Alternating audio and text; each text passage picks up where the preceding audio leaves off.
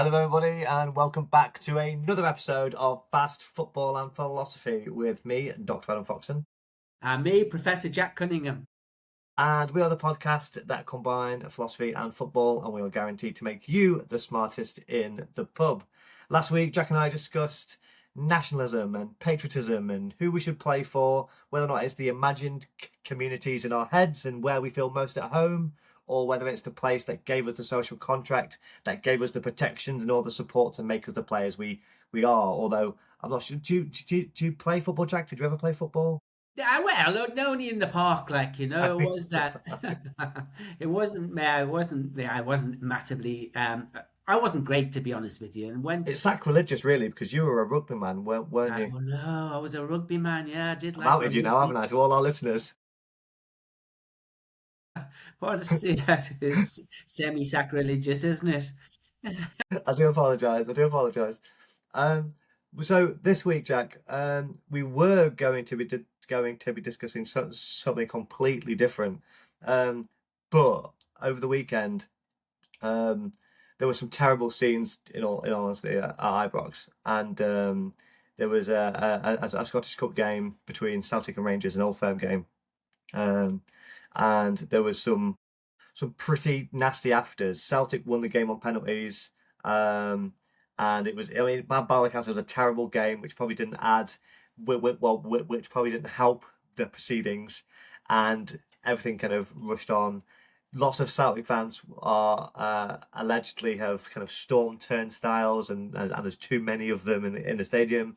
The game goes ahead, and then after the whistle blows, lots of Celtic fans rush the pitch because they're celebrating. Rangers then storm the pitch, and there's scuffles and there's violence. And so I thought what we should talk about violence in football, about the religiosity behind football, because everyone says that we should get away from politics and religion, and it shouldn't be in football. But I don't think that's possible, because I think football, by its very nature, and we talk about identity all the time, don't we? And we can't really separate our religious and political and ethical identities. And so, really, so football plays a massive part in who we are, and a part of that is our religion, is our identity. And so, I kind of wanted you to talk us through the kind of the history behind that, and what sectarianism is, and how that plays a role in these kinds of violent struggles that we see between lots of football fans, not just Rangers and Celtic, but around the world. Yeah, and I remember there was a commentator after that match, or somebody who phoned into the commentator, and they were answering the question, "What's this all about?" And they just basically said, "It's religion, categorically. It's All it has religion." been. It always has been. Okay, so that's one of the things we're going to look at this week. We're also going to look at, is football a religion, which is a slightly separate question, but it's a really important one. There are two sides to this: people who say yes, it absolutely is, and other people who say no, it isn't. So let's take the first side, okay? Emile Durkheim, the French 19th century sociologist, the father of sociology, he doesn't write about football being a religion, but he defines religion, and his definition, the classic definition, is often applied to football. So this is what he says: that religion is a unified system of beliefs and practices relative to sacred things, and it creates a single moral community. And a lot of people who argue that football is a religion say that's football. That's football. Perfect. Yeah, Yeah. that's a perfect one. There's a great book in 1997 by a man called Alan Edge, and it's called Faith of Our Fathers. And he compares his Catholic upbringing with his support for Liverpool Football Club. So it's got chapters on baptism, chapters on communion, chapters on confession, and it really he really makes this parallel very, very strong. Like that, his Catholicism was intrinsically linked to his support of Liverpool Football Club. So that's probably the most assertive claim that football is a religion. And And there's reasons for this. Let me just give you some of the themes they talk about. There's ritual and tradition in football. There's pre-match routines. There's a liturgical calendar in the season and in the cup matches. It's got a communal identity. You know, we've talked about this before. It's one of the only places in industrial society where you can feel part of this community, and sometimes really intensely.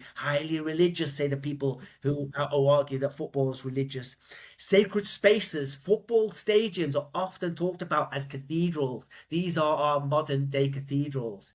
And there is also idolatry. I don't know if you've heard about this, Adam. Have you heard about the Iglesia de Maradoniana? Okay, that is Spanish for the The Church of Church of Maradona. Maradona. And Sure. it was started in 1998 in Rocio in Argentina. They claim to have between 300,000 followers and 300,000 and 500,000 followers worldwide. Wow. They've got their own date, DD, Después Diego, which means after Diego. Their own date and their own Ten Commandments. No. Do you want to hear some of their Ten Commandments, Adam? Yeah, oh, yes, I do. Right, if you sign up for this afternoon, if you join the Church of Maradona, this is what I'm you're tempted. going to have to. So the first one, I don't get this one. Okay, so the ball should never be soiled. Don't know what they're on about. Don't know, unless they've got an iconic footballer that Diego, won the World Cup with, and yet It'll be like a Sikh Gurdwara, right? Like, you can't touch the floor and all these kinds of things. Yeah, okay, yeah, fine, fine. And also you've got to love football above all else. And you have got to make Diego your middle name or the name of your first son. Nice. Yeah, Like not that. too demanding, I don't think, Like that, So- like that. I can get on board with that. That's fine. Okay, now the criticism of this. This is the people who say that these are the reasons why football is not a religion. Okay, and one of them is it's not transcendent.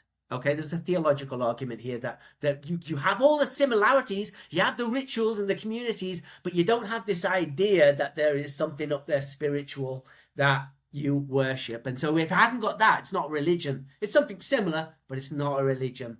Okay, the other one is commercialization. It's not a people's game anymore. And if it's not people's game anymore, if it's all about money and the filthy lucre, then it's not a religion. You might kind of say, well, I know plenty of religions that have actually also gone down that track, but there you go. Let me tell you about this, Adam. This is an interesting one. For the people who say it's not a religion, they have got some hard evidence, legal evidence backing them. 2022, Scotland, an employment tribunal declared that football was not a religion, and they did this because there's a guy called Edward McClung, and he takes his company to court because he says he's an avid Rangers fan, and this is a really intrinsic central part of his life and his being, right? In work, his boss is a Celtic fan, and he's not getting the commissions, he's not getting the work, so he's losing out money, he says, because of his intense Rangers. And that should be, from the 2010 Equality Act, that should be a protected thing, like if he was a Muslim or if he was any other religion. The judge is a woman called Lucy Wiseman, and this is what she concludes on it all. Football fandom is a lifestyle choice. Okay, it's not, so that means it's not a religion. It's a choice, and it lacks a level of cogency, seriousness, cohesion, and last of all, importance. It lacks importance. And that's gone down in legal history, Adam. So you cannot. As a precedent now. As a precedent now, you can't say in work like I'm getting discriminated against here because of my football team, my following. Jack, So- I'm sorry, but we're gonna have to consult a lawyer because I disagree with that entirely. You can't say that it's not serious. For me, right? I want to put my academic hat on here, right? How do you define what seriousness is? Well, yeah, I think I absolutely agree with that. We know people who eat, sleep, and drink football. And it's ever present in their mind and in their life and in what they do, and that's pretty serious. We have all sorts of new religious movements that are popping up left, right, and centre, and who's to say that none of them are serious? Yeah. That's exactly right. I think Lucy Wiseman Except wasn't. Scientology. She wasn't a football fan. And I think because she wasn't, she just didn't get it. She didn't understand it. This I bet is she's a a, I bet she's game. a, I bet she's a, I bet she's a rugby person. But getting to the issue of what this is about, what happened last weekend at Celtic and Rangers, and that guy who phoned in and said, "No, this is about religion." Mm. I kind of want to argue against that, Adam. All right, and for two reasons. First of all, it's not theological. You never hear Celtic fans making chants about transubstantiation or papal infallibility. Okay, and that would be excellent, by the way. And if Celtic fans do want us to write those chants, we will do them. We can do that. And Rangers fans don't sing about the importance of the primacy of Scripture because okay, they don't do any of those things. The other thing it doesn't do, it doesn't account for politics in this. Celtic fans tend to be left wing. The Palestinian flags everywhere. Okay, and the Rangers fans conversely tend towards the right. Okay, they sing about the Billy Boys. Did you ever hear that chant? Yeah. We are the Billy Boys. We're up to our necks in Fenian blood. Surrender or you'll die, because we are the Billy Boys. That was a 1920s and 30s fascist razor gang in Glasgow, organised to attack Irish immigrants. This, for me, is about immigration. Crucial to this, the Irish are arriving in Scotland. They're migrant. They're looking for work, basically. And the Protestants can see themselves as indigenous. We are indigenous people, and these people are coming in and they're a threat to us. Because of that, they accentuate differences between them because they're essentially not really all that different. They eat the same food, they drink the same drinks, they dress in the same clothes. They're not, but so you accentuate differences, and one of those differences is religion, but it's not really about that. It's about you coming in here, and that's why it's political as well. If you identify yourself as the indigenous people being usurped, you're going to tend towards the right wing because the right wing will support you in that idea. If you're a migrant coming in and you're getting oppressed, you're even getting attacked, you start to identify then with oppressed groups, and that makes you left wing. And I think that's what it's about. Listen, you're the expert on this, but if we are going to suggest that we can't necessarily separate our political and our religious identities, then it's never just about immigration and it's never just about politics. It's about religion as well. And so I think that we can make this a religious thing. I think that fan who rang in to talk sport, and Jim White says, well, what's all this about? And he says it's about religion. It's been about religion for the last 100 years. Actually, that fits into your timeline perfectly, doesn't it? It does, yeah. And so, and that's verbatim. I mean, this is, and again, this is a Celtic fan, right? Because they asked him kind of, oh, who do you support? He says, oh, I'm a Celtic fan. He says, how did you feel? And he says, I was frightened. Like, God's honest truth, I was terrified. And I think I don't think we can separate the political and the religious. I don't think we can do that. I think we can absolutely say that someone might be right wing and someone might be more left wing, but I don't think we can say that they are either side are irreligious. I don't think we can do that. Can I ask you this then, as a football fan? Have you ever felt like you had a religious experience at a football match, a transcendent experience, I think that's a really good question, and I think we have to be really careful about the way in which we define a religious experience, because for lots of people, right? So for instance, lots of Jewish people who go to a synagogue every weekend don't believe in God. Do not believe in God, right? Yeah. Because it's not about the belief. It's not about it's not about the doctrine. It's about that community feel, right? It's about being a part of something larger than yourself. Yeah. And I've absolutely gone to a stadium and I'm singing the chants, and I'm a part of it. I'm a part of whatever this collective identity is, just for that brief hour and a half.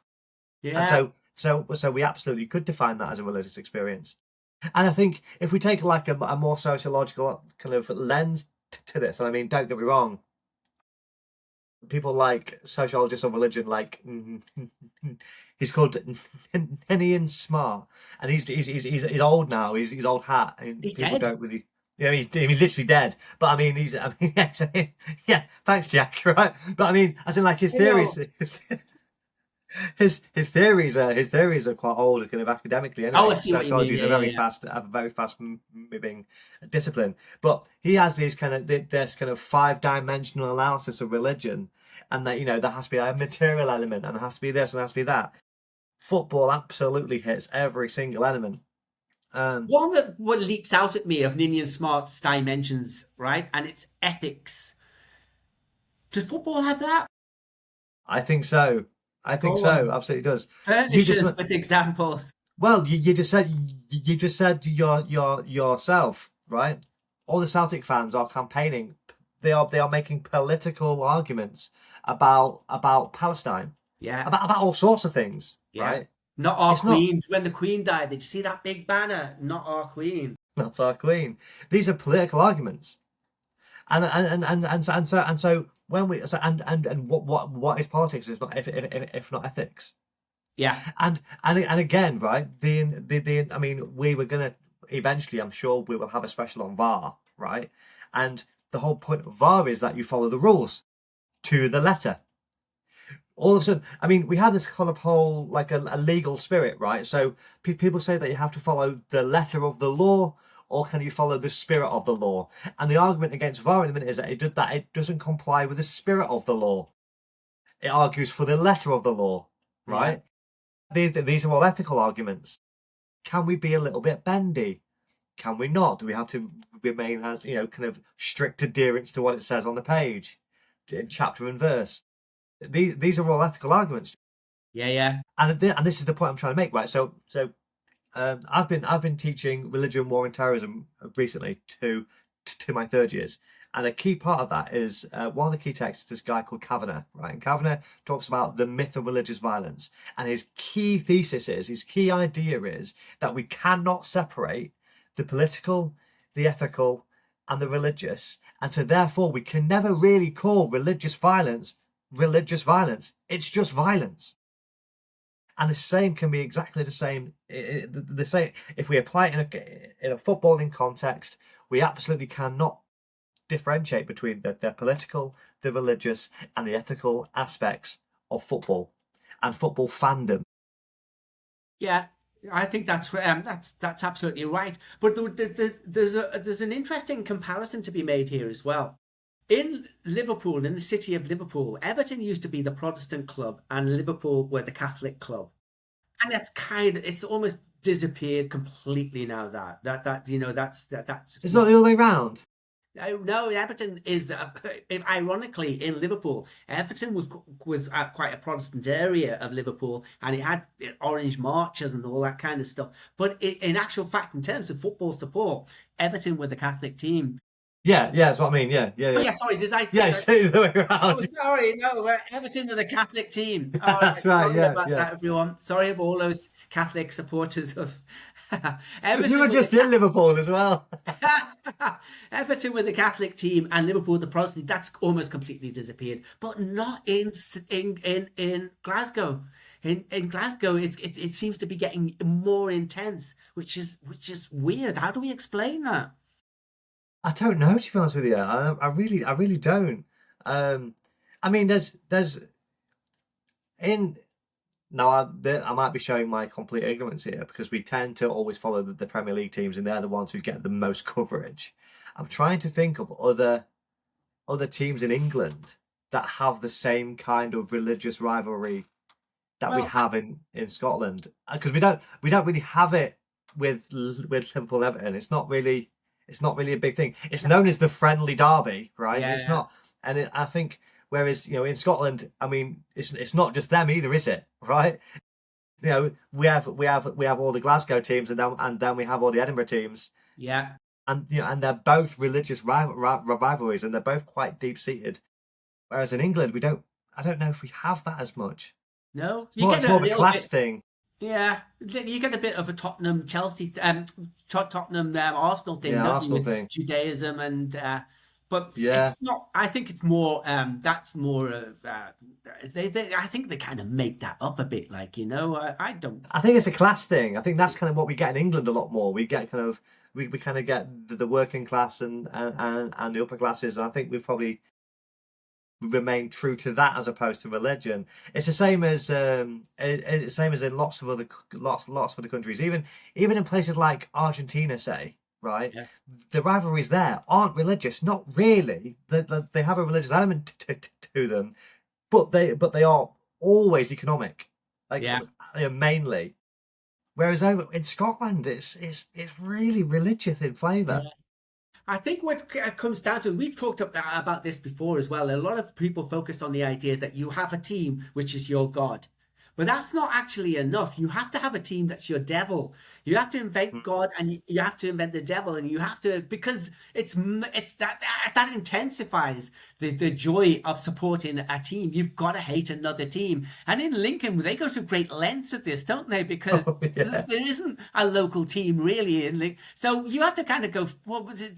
Scunthorpe, Boston and Boston, Grimsby. Grimsby. This is like 50 miles away. Like, they're making some effort to invent the devil, but you've got to do it. You've got to invent Yeah, the devil. And working class people do that, I think, I more think so. than middle class people. I think yeah, I mean Grimsby, we they're the codheads, and Yeah, that's what we call them in Lincoln. They're the and again, it's like this kind of dehumanizing aspect to it. Like, oh, yeah. they're not even fans anymore. They're all just codheads, and they bring their because every game they bring their I can't remember what it's bloody called. They all bring their inflatable cods. Like, I can't remember what it's called now, but like they all bring their bloody cods, and yeah, I think. Yeah, you are so right. Actually it gets to the point where, and I think this is quite another mainstay in academic kind of conversations around identity, is that you never really say exactly what you are. You always say what you're not. So I know that I am me. I am Adam because I'm not you. I'm not Jack. I'm not my mum. I'm not my dad. I'm not my brothers in the same way that I'm a Lincoln fan because I'm not going to support Boston. I'm not going to support Grimsby. I'm not going to support Scunny. I'm not going to support Man United or anyone else. I'm a Lincoln fan. Do you know what I mean? And I think that's the yeah. And I think you kind of work out exactly what you are by what you're not Yeah, specifically. yeah, yeah. And when you work out what you're not, you've got to demonize that not. Yeah. You can't, like, you can't say, oh, Grimsby, they've done very well this team. They've got a good side. You've got to just say they're jammy and I hate that they're playing very bad negative football. You've got to make something up to Yeah. account for their success, You really or do. discount their success. Absolutely. And I think actually, Jack, this actually plays quite nicely into what we were going to want to talk about next week in terms of narratives, because you always have to in any narrative there has to be a driving force. There has to be some kind of antagonism. There has to be some kind of rivalry. There has to be some element that is not you that is driving you on to do the thing that you become, right? Like any protagonist has to have some kind of guiding force that makes them go through the plot of the story. Yeah, I think that's right. And yeah, and obstacles are really, really important as well. Like, that's an important part of the narrative. Because if you just sail through towards your goal and achieve it without obstacles, so when football has narratives, it's got to be that you're doing really well, but you falter for a couple of games, and you think, no, like we've talked of before, we're bottling it, aren't we? That's So why you think Arsenal are still going to win the league. I think so. Terrible, terrible. Well, I think that's a good episode, actually, Jack. I think that's good. Actually, just before we go, actually, can you because recently I don't know if you've spotted this in kind of the political conversations that we've been having right now in England. But the Green Party did really really well in the Gorton and Denton by-election, and recently there's been lots of conversations about the Green Party running a sectarian campaign.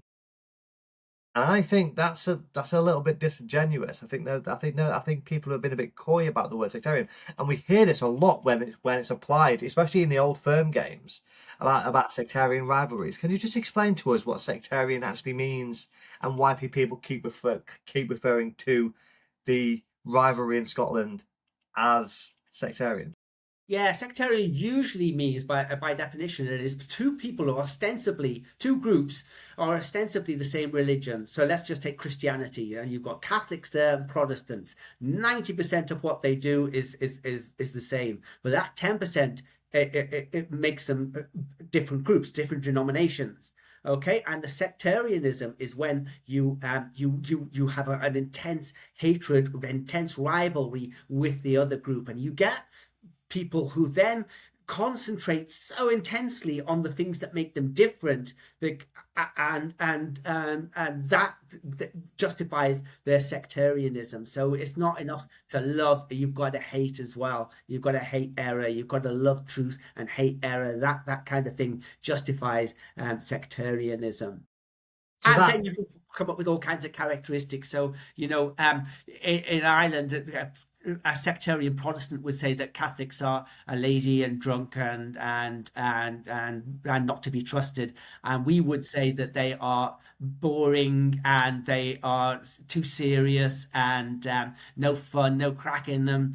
And that's the kind of generalizations that we use to demonize the other side. Sure, and actually, this happens the world over. I was having conversations with colleagues yesterday, actually, and we were talking about how people discriminate in Africa, over here a lot of our discrimination is racial. In Africa, it's not racial, and it's more of a tribal thing, and it might be that they discriminate based on physical characteristics. So it might be that you get denied a job because your nose is too angular or something, or you've got massive feet or whatever it might be. And yeah, so there's different ways that we discriminate all the time. So I can absolutely see how sectarianism is applied in Scotland and to those kinds of rivalries, but I can't understand how it's applied to the Green Party in their campaign. No. Maybe we'll do some investigation there, Adam. See what we can unearth. It's obviously in that by-election, particularly, there was a large Muslim community, and maybe people were accusing them of over appealing to that minority. I know that they put flyers out with Netanyahu on, didn't they? And the Prime Minister of India. And they're Yes. shaking hands with Keir Starmer or something So yeah, you could easily see how people would say, "Hang on a minute, that's sectarianism." It's interesting, very Yeah, interesting. But again, as I say, it plays into this. It plays into this whole thing about narratives, and I think that's definitely what we need to kind of latch on to, and we can do that next week. I think. fantastic. Looking forward Happy to it days. already. Happy days. Me too. Well then, on that note, is a goodbye from me. And it's a goodbye from me. Goodbye, everybody. Thank Bye you. now. Bye bye. Bye bye.